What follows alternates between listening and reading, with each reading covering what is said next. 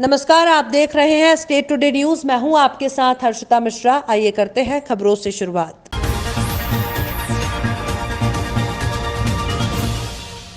छतरपुर में ललिता यादव को भारतीय जनता पार्टी का प्रदेश मंत्री बनाए जाने पर सोनी समाज, छत्रसाल रियल एस्टेट एसोसिएशन और अनेक लोगों ने उन्हें शुभकामनाएं और बधाई दी। इस दौरान छत्रसाल रियल एस्टेट एसोसिएशन ने एक ज्ञापन दिया। ज्ञापन में बताया गया कि छतरपुर तहसील में हजारों नामांतरण पेंडिंग पड़े होने के कारण आम जनमानस को बहुत परेशानी हो रही है। भूमाफियाओं और भूस्वामी को एक ही मापदंड से तोला जा रहा है। इस रवैये से सरकार के प्रति आक्रोश बढ़ रहा है। ज्ञापन सौंपने वालों में चंद्रशेखर चौरसिया, रवि प्रताप सिंह गब्बर, राजगुप्ता, संजू, आनंद ताम्रकार आदि शामिल थे। इस मामले पर भाजपा प्रदेश मंत्री ललिता यादव ने कलेक्टर शीलेंद्र सिंह से बात कर वैध नामांतरण में हो रही परेशानी को दूर कराने का आश्वासन दिया। शहर के कई लोगों ने अपनी अपनी समस्या भी बताई, जिन्हें तत्काल संबंधित विभाग को फोन कर हल करने की बात कही। छतरपुर की पूर्व विधायक और प्रदेश की पूर्व मंत्री ललिता यादव को प्रदेश संगठन में नई जवाबदारी मिलने से लोगों में जबरदस्त उत्साह देखा जा रहा है। ललिता यादव ने सभी को आश्वस्त किया कि वो आम जनता की समस्याओं को हल करने में कोई कसर नहीं छोड़ेंगी। साथ ही आम जनता को ज्यादा से ज्यादा भारतीय जनता पार्टी से जोड़ने का प्रयास करेंगी और संगठन को दिन रात मजबूत करेंगी। बैतूल के सारनी थाना क्षेत्र में 13 साल की एक नाबालिग लड़की के साथ दुष्कर्म कर आरोपी ने उसे जिंदा ही दफन कर दिया था। लेकिन किस्मत ही कहें कि पत्थरों और कांटों के नीचे दबी लड़की को ढूंढने आए परिजनों को उसकी कराह सुनाई दी और उसे जिंदा बाहर निकाल लिया गया। बच्ची के साथ हवानियत करने वाला दरिंदा पुलिस गिरफ्त में है, लेकिन लड़की को नाजुक हालत में नागपुर रेफर किया गया है। वहीं बैतूल में आरोपी को फांसी दिए जाने की मांग उठ रही है। बैतूल में एक बार फिर देश और समाज को शर्मसार करने वाली वारदात सामने आई है। इस बार दरिंदगी का शिकार बनी 13 साल की एक मासूम बच्चे, जिसे खेत पर अकेला पाकर गांव के ही एक अधेड़ उम्र दरिंदे ने न केवल अपनी हवस का शिकार बनाया, बल्कि दुष्कर्म के बाद लड़की को अधमरी हालत में पत्थरों और कांटों के नीचे जिंदा ही दफन कर फरार हो गया। जब लड़की के परिजन उसे ढूंढते हुए खेत में पहुंचे तो उन्हें अपनी लाडो के कराहने की आवाज सुनाई दी। यही कहना है कि आज के समय में बिल्कुल फांसी और फांसी की सजा होना चाहिए। बीच चौराहे पर उसे फांसी दिया जाना चाहिए, क्योंकि कोई भी कन्या अगर आज सुरक्षित नहीं है तो वो क्या कर पाएगी जीवन में।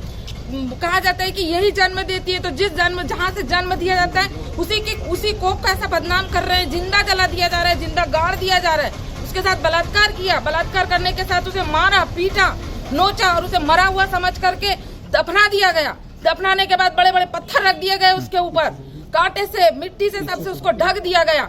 उसकी योनि से रक्त स्त्राव हो रहा था, बंद नहीं हो रहा था।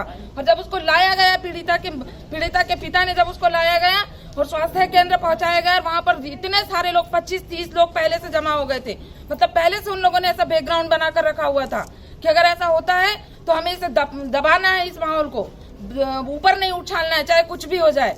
और चूंकि वह अकेली बालिका थी, अकेली बालिका को पाकर के उन्होंने इस तरह की घटना की। क्या बच्ची अपने खेत पर नहीं जाएगी? क्या स्कूल नहीं जाएगी? क्या गांव में नहीं जाएगी? कहाँ नहीं जाएगी?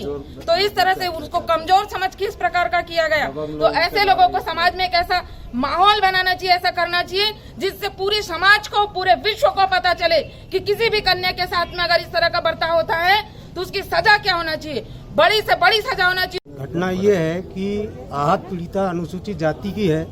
ये जानकारी आरोपी को थी।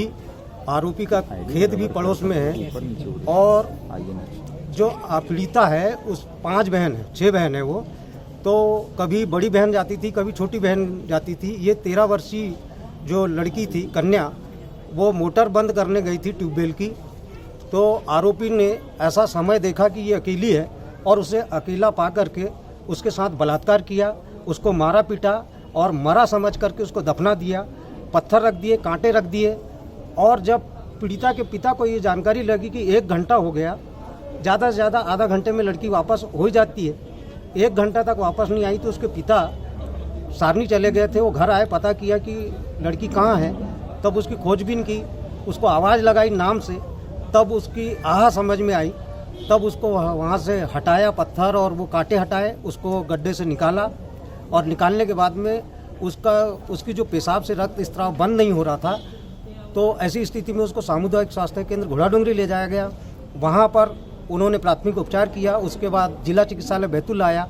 गंभीर स्थिति में नागपुर रेफर किया गया है। वर्तमान में जो आहत पीड़िता है उसकी स्थिति बहुत गंभीर बनी हुई है और ऐसे दरिंदे को फांसी की सज़ा मिलना चाहिए, ऐसी हमारी मंशा है।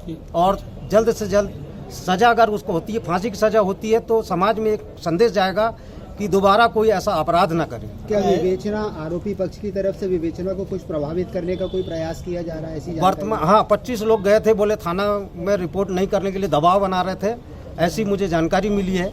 पर वर्तमान में स्थिति स्पष्ट कब होगी, जब उसके पिता वापस आएंगे नागपुर से, तब पूरी की स्थिति क्लियर हो जाएगी। 13 साल की बच्ची के साथ निर्दयतापूर्वक बलात्कार कर उसे पत्थरों में दबा दिया गया। हाँ, एक घटना हुई है। उसमें पीड़िता की रिपोर्ट पर अपराध पंजीबद्ध किया गया है। आईपीसी का 376 का और नाबालिग होने से पॉक्स का किया गया है, और वो अनुसूचित जाति की है तो उसमें SC ST एक्ट का भी लगाई गई है। और उसमें खेत पड़ोसी ने ही जो है वो घटना की है, और जो आरोपी है वो अन्य जाति का है, और उसको जो है वो अभिरक्षा में ले लिया गया है, और प्रकरण में जो है वो तत्काल और त्वरित कार्रवाई की जा रही है। पीड़िता को घोड़ाडोंगरी से बैतूल रेफर किया था, और बैतूल से फिर अभी जानकारी लगी है कि उसको नागपुर के लिए रेफर किया गया है। सर, नागपुर के लिए जब रेफर किया गया था तो अस्पताल वालों ने उसे भर्ती करने के लिए मना कर दिया गया था कि जब तक FIR की कॉपी नहीं मिलेगी तब तक उसे भर्ती नहीं करेंगे। हाँ, तो ये दोपहर की बात है। FIR जो है वो उसकी पीड़िता की बहन की ओर से FIR हुई है, तो उसकी FIR की कॉपी जो है वो पीड़िता की बहन को दे दी गई है। हाँ, उसके चाचा को उपलब्ध करा दी गई। जी sir, thank you sir. Hanumanganj police चौकी पर हनुमान जी की मूर्ति की स्थापना दिवस बहुत ही अनोखे अंदाज में किया गया। आपको बताते चले कि हनुमान जी के अनन्य भक्त चौकी प्रभारी राजीव कुमार पांडे के मन में ये चल रहा था, कुछ ऐसा हो जिससे पुलिस और समाज में एक रूपता बनी रहे। इसी तारतम्य में 2 दिनों का अखंड हरि कीर्तन और हनुमान जी की मूर्ति की स्थापना और प्राण प्रतिष्ठा की गई, जिसमें भव्य भंडारा भी किया गया। पुलिस प्रशासन के अलावा समाज के गणमान्य व्यक्ति भी उपस्थित रहे, जिसमें चारों ओर चौकी प्रभारी राजीव कुमार पांडे की भूरी भूरी प्रशंसा पूरी जनता कर रही है। जनता का कहना भी सच है। हम कई पत्रकारों से भी रूबरू होते हुए चौकी प्रभारी ने बताया कि जब मैं इस चौकी पर आया हूं, मेरे मन में उसी समय से धारणा थी कि इस हनुमानगंज क्षेत्र में अगर हनुमान जी साक्षात मेरे चौकी पर आ जाएं तो बात ही कुछ और है। इसी को सोचकर मेरे मन में विचार आया कि बजरंगबली की मूर्ति की स्थापना और प्राण प्रतिष्ठा की जाए। पुलिस, आबकारी और राजस्व विभाग ने संयुक्त छापेमारी की। अहिबरडिया के बाद ग्राम लोटिया किस्ना में 510 लीटर अवैध शराब और 2500 किलोग्राम महुआ लहान बरामद हुआ।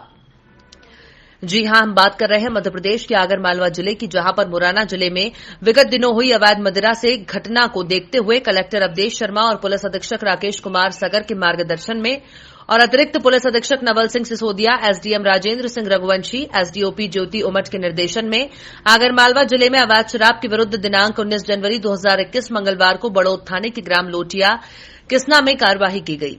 आपको बता दें कि अवैध शराब की सूचना के आधार पर मंगलवार को पुलिस, आबकारी और राजस्व विभाग द्वारा संयुक्त कार्यवाही करते हुए ग्राम लोटिया किस्ना में भेरूलाल पिता गज्जा के कब्जे के खेत से रखी अवैध 510 लीटर कच्ची अवैध शराब और करीब 2500 किलोग्राम महुआ लहान शराब बनाने के लिए तैयार हालत में बरामद किया गया, जिसकी कुल अनुमानित कीमत 2,51,000 रूपये है।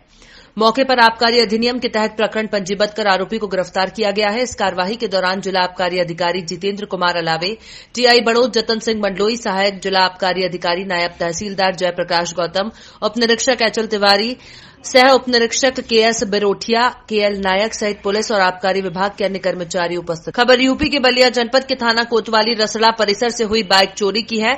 बाइक चोरी से हड़कंप मचा हुआ है। तहरीर देने पर भी 4 दिन बीत जाने के बाद भी अभियोग पंजीकृत नहीं हुआ। चोरों में डर पैदा करने में पुलिस नाकाम दिखाई दे रही है। चोरी हुई बाइक का आज 4था दिन बाद भी कोई सुराग नहीं लग सका। पूरा मामला बलिया जनपद के रसड़ा कोतवाली का है। नाम ऋषिकेश भास्कर है। कहाँ के रहने वाले हैं? पुरेम का। थाने पे आया, क्या मामला है? थाने पे मैं गाड़ी खड़ा करके थाने के अंदर गया, उस समय गाड़ी हमारी गायब हो गई। सुपर लास्ट स्प्लेंडर टाइम थी। गाड़ी कहाँ किए थे और किस समय किए थे?